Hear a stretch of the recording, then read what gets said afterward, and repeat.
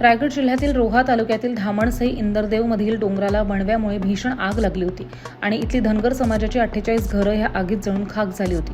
या घटनेची आमदार गोपीचंद पडळकरांनी तात्काळ दखल घेतली आणि चालत जाऊन तिथे जळालेल्या घरांची पाहणी केली आणि त्यांनी आज विधानसभेत आवाज उठवून नुकसान भरपाई मिळावी अशी मागणी सुद्धा विधानसभेत केली आहे। धामणसई इंदरदेव धनगरवाडा हा डोंगरावरती आहे आणि इथे जाण्यासाठी रस्ताही नाहीये, पाण्याची सुविधाही नाहीये, पण आजही धनगर समाज तिथे राहतोय। नुकताच तिथल्या डोंगराला लागलेल्या आगीमुळे इथल्या धनगर समाजाची 48 घरं पूर्णपणे जळून खाक झाली आहेत आणि ह्यात घरांचं, वस्तूंचं आणि जनावरांचं खाद्य सुद्धा मोठ्या प्रमाणात जळून खाक झालंय। या घटनेची माहिती युवा नेते दत्ताभाऊ शेडगे यांनी आमदार गोपीचंद पडळकरांना स्वतः देऊन आमदार गोपीचंद पडळकर हे स्वतः थेट चालत ह्या धनगरवाड्यावरती पोहोचून ग्रामस्थांची त्यांनी भेट घेतली आणि जळालेल्या घरांची पाहणी केली होती। इथल्या ग्रामस्थांना तात्काळ नुकसान भरपाई मिळावी ह्यासाठी विधानसभेत आवाज उठवत त्यांनी आज मागणी सुद्धा केली आहे। आमदार गोपीचंद पडळकर यांनी या घटनेची तात्काळ दखल घेत विधानसभेत आवाज उठवून नुकसान भरपाईची मागणी केल्याबद्दल कोकणातील धनगर समाजानं आमदार गोपीचंद पडळकरांचे आभारी मानले।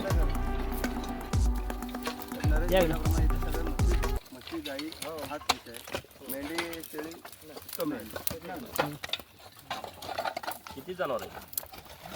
10-15 थोडं मागे दुधीची धनगरवाडे आहेत की जे डोंगरावरती आहेत। नितेश राणे साहेब सभागृहात आहेत। कोकणामध्ये प्रचंड धनगरवाडे आहेत। कोल्हापूर जिल्ह्यामध्ये धनगरवाडे आहेत। मी काल धामणसई जे आहे इथं इंदरदेव रोहा तालुक्यामध्ये गेलो, तिथं त्या धनगरवाड्याला जायला रस्ता नाही। तिथं वनवा पेटला, 48 घरं खाक झाली। का खाक झाली तर तिथं जायला रस्ता नाही, त्यामुळे अग्निशमन दलाची गाडी तिथं जाऊ शकली नाही। असे हजारो धनगरवाडे हे कोकणामध्ये आहेत आणि मागणी केल्यानंतर सरकारनं मान्य केलं की धनगरवाड्यांच्यासाठी यशवंतराव होळकर रस्ते जोड योजना, लमाण तांड्यांच्यासाठी संत सेवालाल महाराज रस्ते जोड योजना आणि आदिवासी पाडे जोडण्याच्यासाठी बिरसा मुंडा रस्ते जोड योजना घोषणा झाली, परंतु त्याच्यावरती निधी पडला नाही।